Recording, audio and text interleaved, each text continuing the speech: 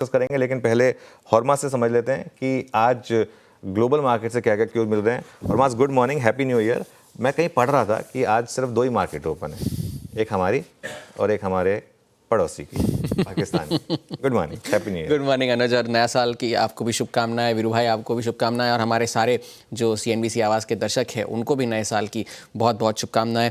और ये जो बात आपने अभी कही कि सिर्फ 2 ही मार्केट खुले हैं, ये नहीं सुनना चाहते हम पहले दिन, मगर अब जो है वो है, उसका तो हम कुछ नहीं कर सकते। मगर जो ग्लोबल बाज़ार जो है आज तो सारे बंद रहेंगे, मगर कल जो साल का आखिरी दिन था वो एक नेगेटिव एंड ही हुआ 2024 के लिए, यूएस के बाज़ारों के लिए भी, क्योंकि सारे जो इंडिसेस थे वो दबाव के साथ बंद हुए।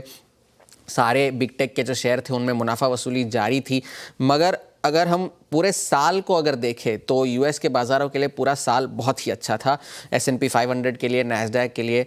और जो 2 साल के रिटर्न्स अगर आप देखें S&P 500 के, वो 53% के रिटर्न्स S&P 500 ने 23 और 24 को मिलाकर दिए हैं, जो कि 1997 और 98 के बाद की सबसे अच्छी 2 ईयर परफॉर्मेंस है S&P 500 के लिए। और पिछले 6 साल में ये 5वीं बार S&P 500 ने कैलेंडर ईयर में पॉजिटिव रिटर्न्स दिए हैं।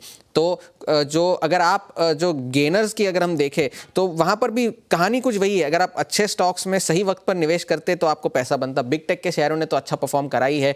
एनवीडिया के शेयरों में 170% की तेजी देखने मिली है। बैंक के शेयरों ने अच्छा करा क्योंकि गोल्डमैन सैक्स 50% ऊपर था, अमेजॉन 45% ऊपर था। मगर वॉलमार्ट, जो हम कंजम्पशन स्लो डाउन की, रिसेशन की यूएस में बात कर रहे थे, ये तो कहानी वहाँ चली नहीं। और वॉलमार्ट के शेयरों ने 72% के रिटर्न्स आपको दिए हैं 2024 में। अब अगर आप देखें, एक बहुत इंटरेस्टिंग रिसर्च आज सुबह मैंने पढ़ी कि अगर आप $10,000 किसी एसेट क्लास में निवेश करते 2024 की शुरुआत में, तो आपके कितने पैसे बनते? अगर आप बिटकॉइन में इन्वेस्ट करते तो उसके $22,000 बन जाते।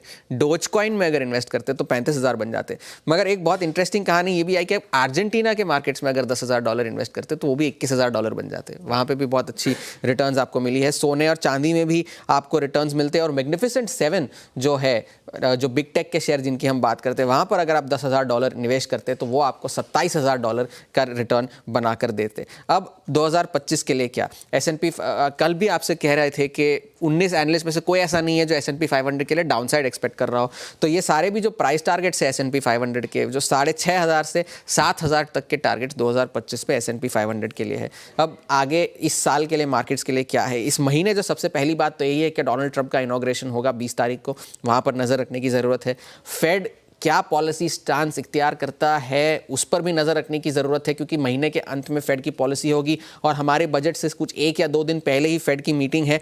और फिलहाल जो CME का जो फेड वॉच टूल है उसमें 90% आशंका ये है कि स्टेटस क्वो होगा, जनवरी में ब्याज दरें नहीं कटेंगी। मगर जो अर्निंग्स एक्सपेक्टेशंस है, अर्निंग्स है, उन पर सबसे ज़्यादा नज़र रखने की ज़रूरत होगी। नतीजे की शुरुआत वहाँ भी होगी अब यूएस के बाज़ारों में इस महीने से। तो बिग टेक के शेयरों में जो अर्निंग्स एक्सपेक्टेशंस है, बाकी के भी अर्निंग्स एक्सपेक्टेशंस जो है, वहाँ पर नज़र रखने की सबसे ज़्यादा ज़रूरत होगी। तो एक अच्छा साल रहा अमेरिकी बाज़ारों के लिए और स्ट्रीट अभी भी एक अच्छे साल की अनुमान लगाए बैठा है। ओके।